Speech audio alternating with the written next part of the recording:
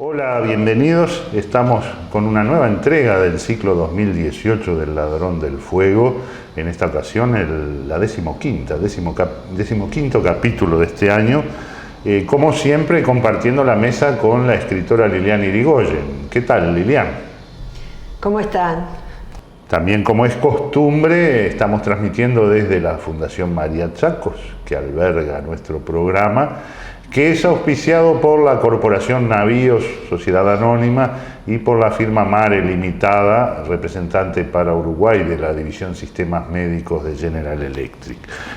Hoy, el título de nuestra entrega es "Me la llevé porque era mía". No es una letra de tango, no hay reminiscencias tangueras. Vamos a hablar de los raptos en la mitología.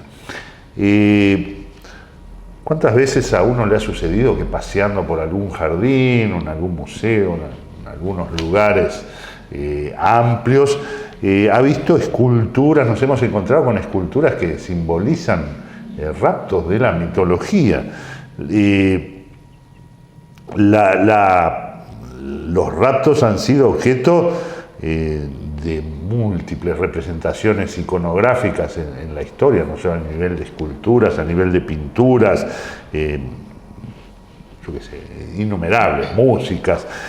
Hay algunos que tienen mejor o más prensa también, como por ejemplo el rapto de Europa o el rapto de Helena de Troya.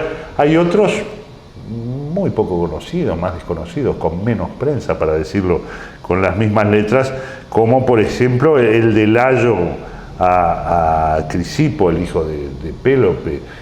En fin, vamos a hablar un poco de este tema. Son innumerables los raptos en la mitología. Es un vocablo que aparece mucho más habitualmente de lo que uno cree o se imagina.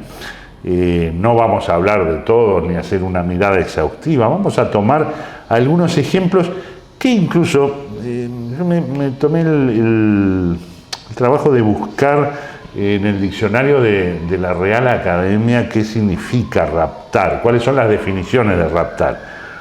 Una de ellas es lo que habitualmente hoy se entiende por rapto: secuestrar, retener a alguien en contra de su voluntad, por lo general con el fin de conseguir un rescate, que no va a ser el caso, ¿no?, de la gran mayoría de los raptos de la mitología.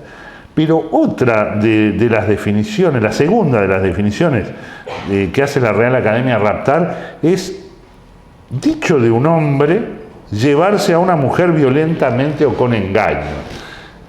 Por eso el título que le dábamos hoy, "Me la llevé porque era mía".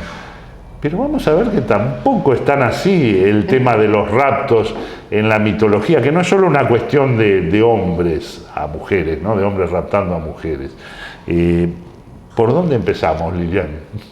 No sé, está el rapto emblemático, que es el de Perséfone, ¿no?, que tiene que ver con toda una cosmogonía griega. A Perséfone, recordemos que ya dedicamos un capítulo, uno de los primeros capítulos del Ladrón del Fuego, y en el capítulo anterior hablábamos con nuestro invitado especial, Pedro Olaya, comentando su atlas mitológico. Hablábamos también de Perséfone, ¿no? Claro, es como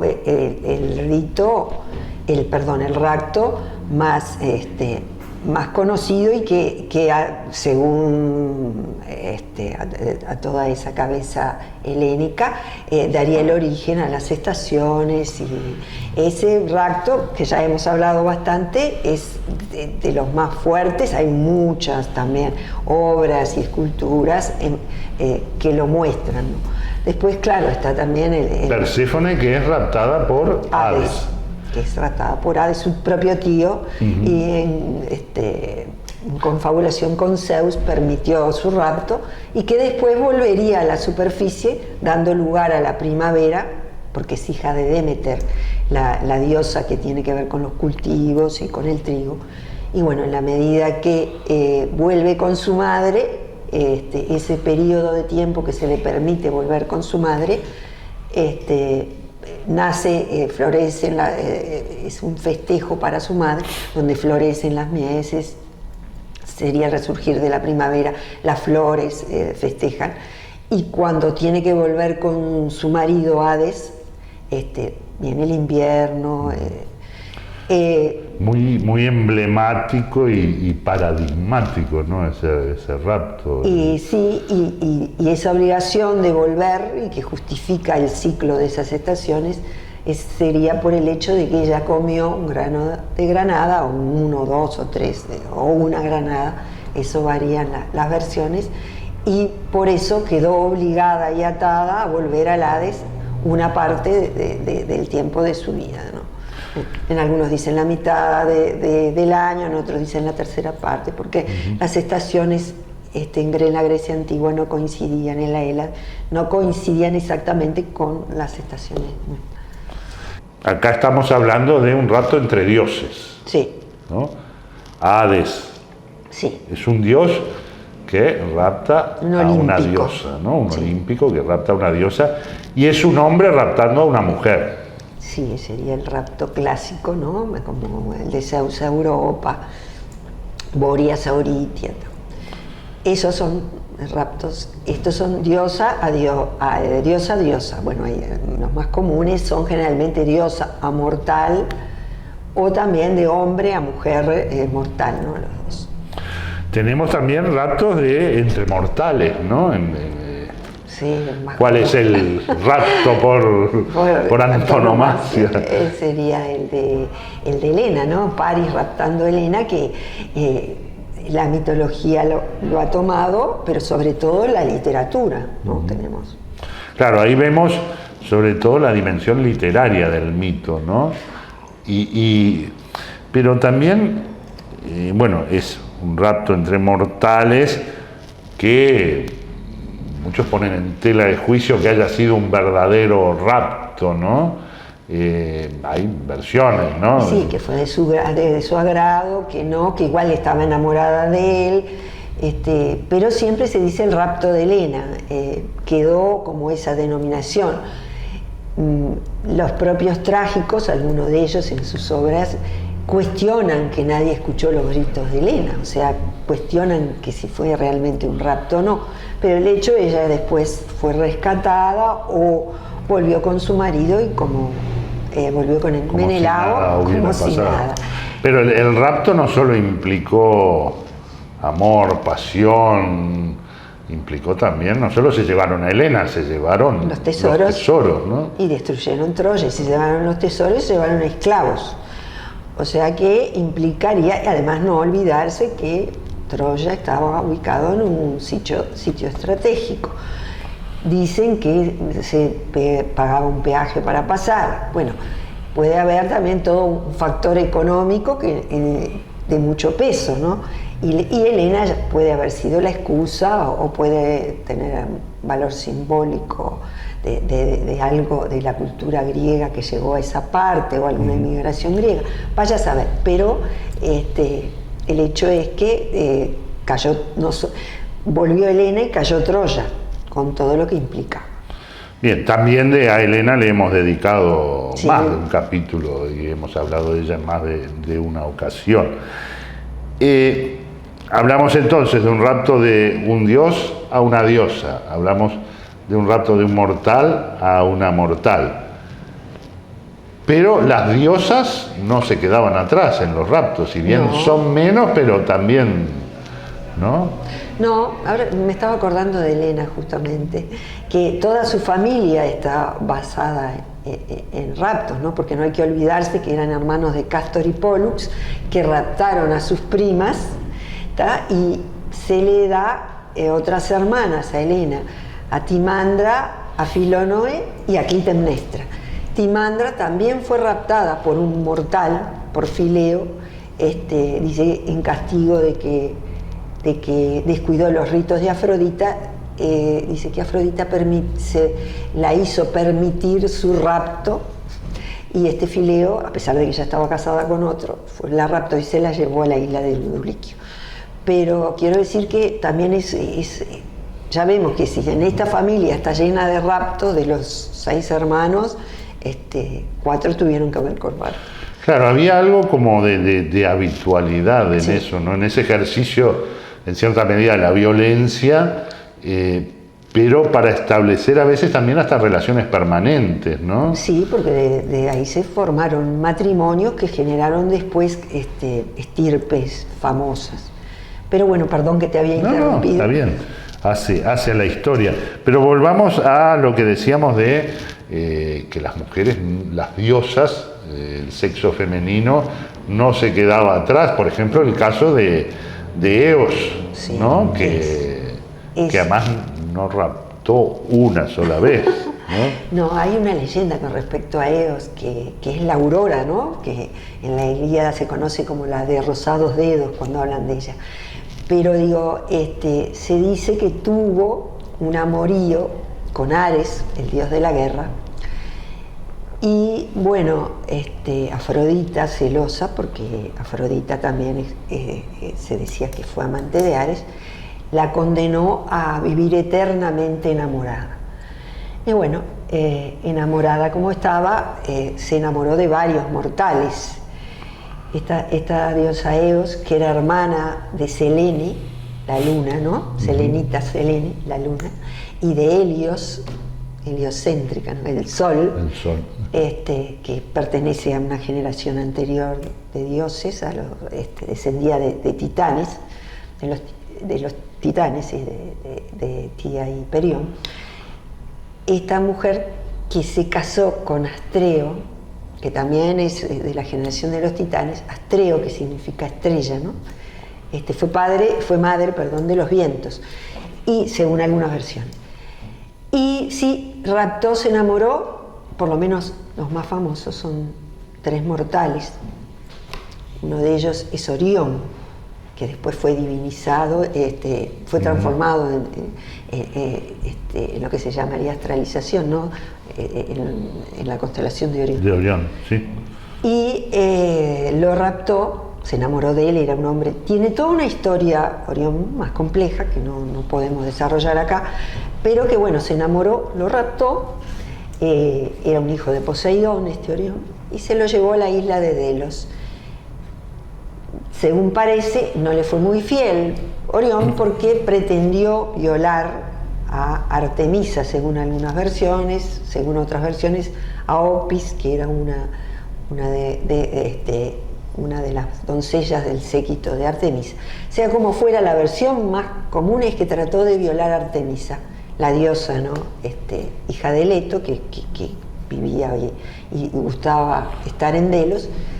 Y bueno, de castigo, la diosa le envió un escorpión que lo picó y lo mató. Y luego ahí fue transformado en la constelación de Orión, y el escorpión a su vez también en la constelación, y bueno, después sería un signo del zodíaco, Escorpio, ¿no? Bueno, ese es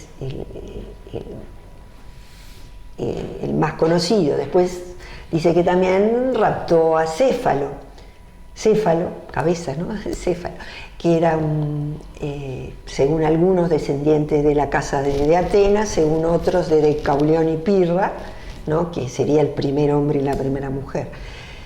Este hombre fue raptado, tiene también toda una historia complejísima que tampoco podemos desarrollar. Fue raptado y llevado a Siria. Después que se liberó de la diosa, algunos dicen que tuvo un hijo con ella, ¿no? Faetonte, que generalmente se le dice que es hijo del sol, el hijo que trató de guiar el carro del sol, pero esa es una versión que no es la más seguida. Este hombre después le daría el nombre a la isla de Cefalonia, una de las islas jónicas. Es un héroe epónimo, ¿no? Y se dice que fue abuelo de Laertes, el padre mortal, el padre o el padrastro, podríamos decir, de Ulises, de Odiseo, ¿no? Hay otro más. Hay otro, ¿no? Sí, Titonio, que ese tiene una leyenda interesante, pertenece a la casa... También raptado por Eos. Siempre estamos hablando de Eos, pertenece a la casa de Troya, donde ¿no? ponía el ojo, ponía el rapto. Ponía el amor y los brazos, pobre Eos que se enamoraba tan fácilmente. Hay uno más, ¿no?, que es Titonio. Exacto, que pertenece a la casa de Troya, Titonio, y Titonio fue raptado por Eos, y hay una leyenda interesante que dice que queriendo terminar así seguir eternamente enamorada, quiso seguir con este hombre al que se enamoró, y apurada fue a Zeus y le pidió la inmortalidad. Y bueno, Zeus se la otorgó, pero ella fue tan apurada, tan enamorada y tan deseosa de que se le otorgara ese pedido, que se olvidó de pedirle la eterna juventud. Y el hecho es que sí, este hombre era inmortal, pero envejecía y envejecía y envejecía, hasta que llegó un momento que se dicen que ella lo transformó, o que él quedó convertido en ese proceso continuo de envejecimiento en una chicharra seca. ¿Qué tema, ¿no? Eso de la búsqueda a veces de la inmortalidad, sí, sin tener en cuenta que uno va envejeciendo, ¿no? Entonces, más que un don, debe ser un castigo. Un castigo terrible. Hablamos entonces de raptos entre dioses, hablamos de raptos entre mortales, hablamos de rapto de una diosa, de una mujer, a varios hombres mortales. Hay otros que también es de un dios a un mortal, pero un dios del mismo sexo, ¿no? Sí, también. Que es el caso de Zeus, que también se caracterizó por andar raptando a diestra y siniestra, pero que en este caso Zeus rapta a Ganímedes, ¿no? Sí, es a un joven que también... Del cual se enamora. Se enamora perdidamente, que también es de la casa troyana. Ganímedes es el hermano de Asácaro y de Asáraco y de Hilo, ¿no? Y de Hilo después descendería Príamo, de Asáraco descendería Eneas, y bueno, y este joven, hijo de Tros, del héroe epónimo de Troya, de él se enamora perdidamente Zeus, y dicen algunos que se transforma en águila para raptarlo, según otros envió al águila, que es su animal favorito, para traerlo, raptarlo y llevárselo al Olimpo. Como sirviente, ¿no? Lo llevó como copero. Como copero. Dice que era el escanciador del néctar, la bebida de los dioses, sobre todo a Zeus, ¿no? Los dioses que tomaban néctar y comían ambrosia, bueno, él sustituyó a Hebe, que era la escanciadora original, la diosa de la juventud, que luego, al casarse con Heracles, cuando fue vuelto dios, él pasó a tomar el lugar de Hebe. Y bueno, también dicen que esa águila fue transformada en una constelación en recuerdo a ese favor que le hizo a Zeus. Vamos, sin querer nos hemos metido en otro, hemos bordeado otro capítulo al que vamos a tener que dedicarle, ¿no? Porque hablamos de Selene, de Helios, de Astreo, de Orión, de la constelación de Escorpión, de Ganímedes, que es una de las lunas de Júpiter. O sea, un día vamos a tener que dedicar un capítulo a la mitología y su presencia en la astronomía y la astrología, ¿no? Bien, acá hemos llegado a tener un pantallazo general de los raptos en la mitología. Vamos a tirar un titular sobre uno que, te voy a pedir que tires un titular sobre uno que pertenece a la mitología romana, que es el del rapto de las Sabinas. Sí. Titular nada más. Y bueno, es el fin de la historia para llegar a Roma. Es que Rómulo, cuando permitió empezar a formar la ciudad, dice que empezaron a venir muchos esclavos que huían, criminales. Bueno, se fue formando una ciudad de hombres, y para poblar y entrar a formar una ciudad verdadera necesitaron mujeres. Y bueno, invitaron al pueblo vecino, los sabinos, a una representación, y el hecho es que cuando los sabinos fueron sin armas y contentos a esa invitación del pueblo vecino que se estaba formando, y fueron con sus mujeres y sus hijas, dice que raptaron a las mujeres y se escondieron y se parapetaron con estas mujeres raptadas. A partir de ahí se formaría el pueblo de Roma. También dice la leyenda que una sola de esas mujeres, Ercilia, era casada. Estaba casada con un tal Hostilio, al que cuando los guerreros se reacomodaron para rescatar a sus mujeres, fue muerto en la batalla. Por lo tanto, esta Ercilia, dicen algunas versiones, que fue la esposa de Rómulo. También dice esas versiones que cuando la ciudad se fundó, que dicen que tiene una fecha, un 21 de abril, lo único que es entre el 752 y el 772 a.C., luego de 33 años de reinado de Rómulo, 33 años, ¿no? Me hizo acordar los 33 años tales, sí. A los 33 años de Cristo.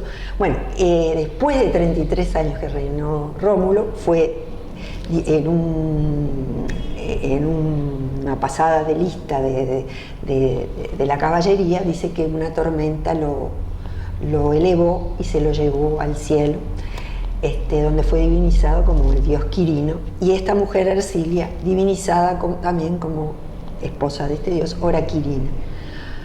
También algunos dicen que Rómulo fue asesinado y que la manera de tapar ese asesinato fue decir que fue divinizado y raptado por los dioses para divinizar. O sea que, un mínimo pantallazo, ¿no? A diferencia de